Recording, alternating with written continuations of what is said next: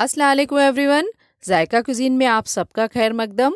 आज मैं आपके लिए बहुत ही अच्छी है चूड़े की रेसिपी लेकर आई हूँ। ये इतना टेस्टी इतना यम्मी होता है कि आप एक बार बना लेंगे ना तो आप बार बार बनाएंगे, और इसे आप एक बार बना के महीनों तक स्टोर भी कर सकते हैं। तो आइए आज आप ये रेसिपी फॉलो करिए और आप भी खाइए। तो सबसे पहले ये मैंने आधा किलो पोहा ले लिया है। ये मोटे वाला है, आप चाहें तो पतला वाला भी ले सकते हैं। और फिर मैंने हर प्रकार की जो आपके यहाँ नमकीन हो आप वो ले लीजिए, और कड़ी पत्ता, और ये चने और मूंगफली 250-250 ग्राम। और ये मैंने कुछ मसाले लिए हैं जो मैं डालते टाइम बताऊंगी। और मैंने मखाने लिए हैं, ये 200 ग्राम समथिंग है। और मैंने ये थोड़े से चीनी ली है क्योंकि खट्टा मीठा फ्लेवर बहुत अच्छा लगता है। तो आप इसकी क्वांटिटी देख सकते हैं। आप इसमें और भी नमकीन ऐड करना चाहें वो भी कर दीजिएगा। तो सबसे पहले हम एक कढ़ाई में तेल गरम करेंगे। ज़्यादा तेल इसलिए मैं डाल रही हूँ क्योंकि हमें इसमें चूड़ा फ्राई करना है। और मीडियम फ्लेम में करिएगा क्योंकि ये चूड़ा बहुत हल्का होता है, तो ये डालते साथ जल नहीं जाए।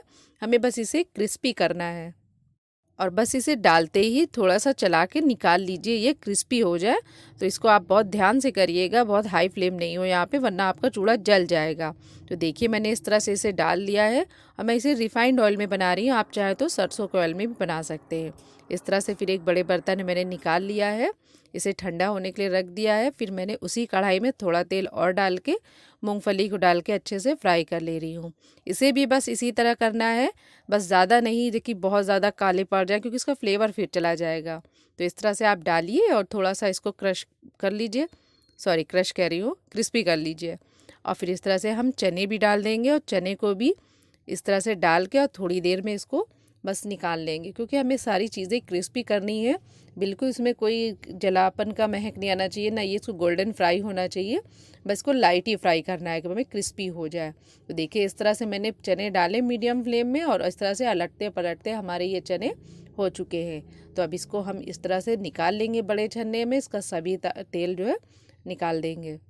गाइस ये बहुत ही टेस्टी बनता है, बहुत ही यम्मी, कि इसको आप एक बार बनाएंगे ना तो आपके घर वाले फ़ैन हो जाएंगे, और आप भी इसको बार बार बनाने करेंगे। तो इसलिए मेरे यहाँ जिस तरह बनता है ना, तो मैं चाहती हूँ आप भी इस तरह बना के खाइए, और जिस तरह से मेरे घर वाले खुश होते हैं आप भी इसको सबको खुश करिए। तो इस तरह से मैंने चने भी फ्राई कर लिए हैं। अब इसको मैंने ये मखाने डाले हैं। ये मखाने मेरे छोटे वाले हैं जिसको ठुर्री बोलते हैं।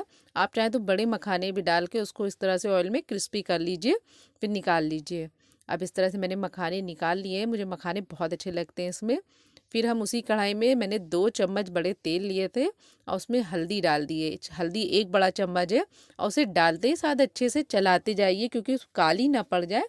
तो इस तरह से डाल के उसका बस हल्का सा कच्चापन निकल जाए, और हमें पोहा डालते रहना है।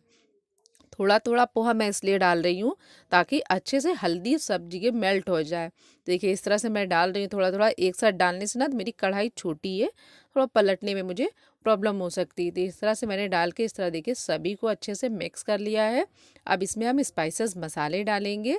मसाले आप थोड़ा अपने अकॉर्डिंग भी डाल सकते हैं। तो मैंने 1 बड़ा चम्मच समथिंग, मतलब बड़ा भी नहीं बहुत ज़्यादा, लाल मिर्च पाउडर, और 1 चम्मच चाट पाउडर, 1 चम्मच काला नमक, और थोड़ा सा सफ़ेद नमक आधा 1 चम्मच डाला है, और इसे अच्छे से मिक्स कर लिया है। अब इसमें मैंने जो ये मूंगफली फ्राई करी थी, उसको बहुत जगह सींग दाने भी बोलते हैं इसे, उसको डाला है। और ये मैंने मखाने चने, ये मैंने कम से कम ये मैंने 250-250 ग्राम चने और मूंगफली ली थी, और 200 ग्राम मेरे कम से कम ये मखाने हैं। और फिर अब मैंने इसमें खट्टी मीठी नमकीन आप डालिए, मैंने सेव भुजिया डाली है, और ये चटपटी वाली नमकीन, अगर आपको जिस तरह से भी पसंद है आप वो भी डाल लीजिए। अब इन सबको अच्छे से मिक्स कर लेंगे। आप इसको बड़े बर्तन में ही बनाइएगा तो अच्छे से आप इसे मिक्स कर लेंगे। मेरा थोड़ा कढ़ाई पे छोटा पड़ रहा था। अब इसमें हम कड़ी पत्ता डाल देंगे। कड़ी पत्ता मैं अब इसलिए इस टाइम डाल रही हूँ क्योंकि ये हमारी स्टोर करी हुई कड़ी पत्ता है, मैंने धूप में सुखा लिया था, हमारे इधर ज़्यादा मिलती नहीं है, तो इसलिए मैं अब इसको डाल रही हूँ। क्योंकि कड़ी पत्ता अभी डालेंगे तो ये गर्म है पोहा, तो इसी में ही क्रिस्पी हो जाएगी। और अगर ताज़े कड़ी पत्ता है तो आप जिस टाइम मैंने हल्दी डाली थी उसके बाद वो ताज़े पत्तियाँ डाल दीजिएगा, और उसको जब कुरकुरा हो जाए तो फ़ौरन अभी पोहा वगैरह सब कुछ डाल के मिक्स कर लीजिएगा। तो मैंने इसलिए अभी डाला है कि ये पोहा हीट है, उसी में ये कड़ी पत्ता क्रिस्पी हो जाएगा। अब ये मैंने चीनी डाली है। चीनी मैंने कम से कम ये ली थी 50 ग्राम, क्योंकि थोड़ा सा मुझे मीठा चाहिए, जो खट्टा मीठा फ्लेवर आता है ना बहुत ही अच्छे लगते हैं ये।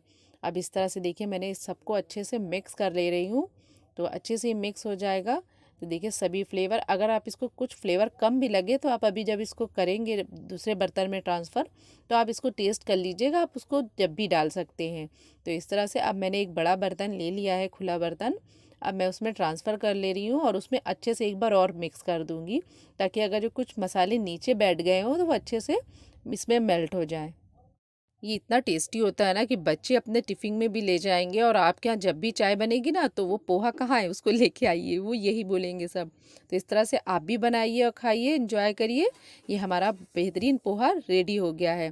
तो अगर पसंद आई हो रेसिपी तो प्लीज़ लाइक, कमेंट, शेयर और सब्सक्राइब ज़रूर कर लीजिएगा मेरे चैनल को। अब बेल आइकन का बटन ज़रूर दबा लीजिए ताकि मेरी आने वाली नोटिफिकेशन मिल जाए और इसी तरह की अच्छी अच्छी रेसिपी मैं आप तक शेयर कर सकूँ। तो दुआ में याद रखिएगा, भूलिएगा नहीं, और अल्लाह हाफिज़।